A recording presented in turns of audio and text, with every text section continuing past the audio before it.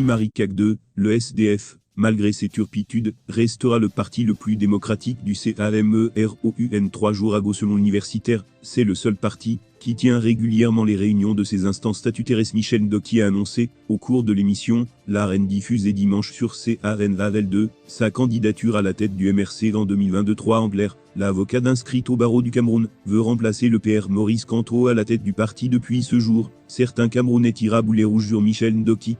Une démarche que l'universitaire Louis-Marie Cagde déplore dans une tribune publiée sur sa page Facebook. Cameroun, démocratiser les partis politiques et autres organisations de la société civile par Louis-Marie Cagde. Lynchage médiatique subi par Michel Ndoki suite à l'annonce de sa candidature à la présidence du MRC me donne l'occasion d'intervenir sur la question de la démocratie au sein des partis politiques camerounais. Simplement pour avoir annoncé sa candidature, cette militante engagée de la scène politique camerounaise s'est vue accusée de tous les maux, notamment la haute trahison ou pire, la conspiration avec les forces du mal pour déstabiliser son parti et désacraliser son leader naturel dans la mémoire collective africaine. Cela nous rappelle des pratiques qui étaient en vigueur à l'époque des pères fondateurs. J'interroge donc la République exemplaire que nous appelons de tous nos voeux et qui nous impose désormais de prêcher par l'exemple.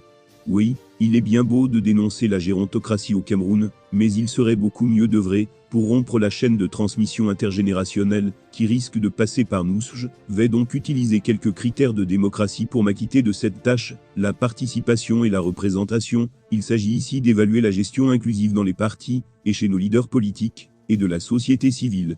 La question est de savoir si nos partis politiques couvrent l'ensemble du territoire national, et si les différentes composantes sociales ou sociologiques y sont représentées. Le constat amer est que les partis de l'opposition au Cameroun se sont réduits au fil des années aux fiefs ethniques des leaders présidents à vie.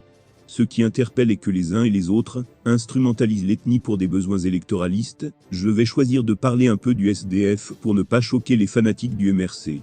On observe que, depuis que le SDF a perdu son fief anglophone, le parti s'est affaibli. C'est la triste réalité. Parlons quand même un peu du MRC et de sa supposée représentation nationale. Prenons la région de l'extrême nord. Quand on demande de citer un nom, on nous cite celui du premier vice-président. D'accord. Et après lui, qui d'autre? Faites le même exercice dans toutes les autres régions, et vous verrez de vous-même le problème de représentativité qui se pose et qui facilite la tâche au régime en place, dans le confinement de ce parti dans une étiquette identitaire.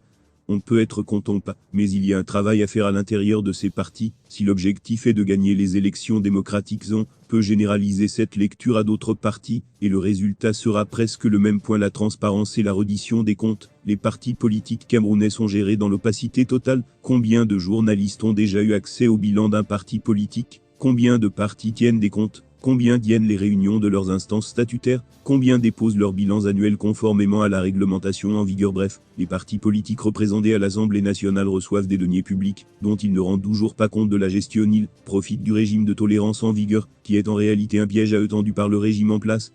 Oui, parce qu'après avoir détourné les deniers publics, il peut être difficile de lever la tête. La libre compétition. Il s'agit ici de la question d'alternance à la tête des partis politiques et autres organisations de la société civile. Rares sont les partis politiques qui ont déjà enregistré une alternance au Cameroun avant le décès du président fondateur. Vous ne pouvez pas vouloir chasser Paul Biya et autres PCA des entreprises publiques et être aussi hostile à l'alternance. Il est incompréhensible qu'une banale candidature de Ndoki devienne un événement national. C'est même à penser que les Camerounais ne sont pas prêts pour l'alternance tant souhait.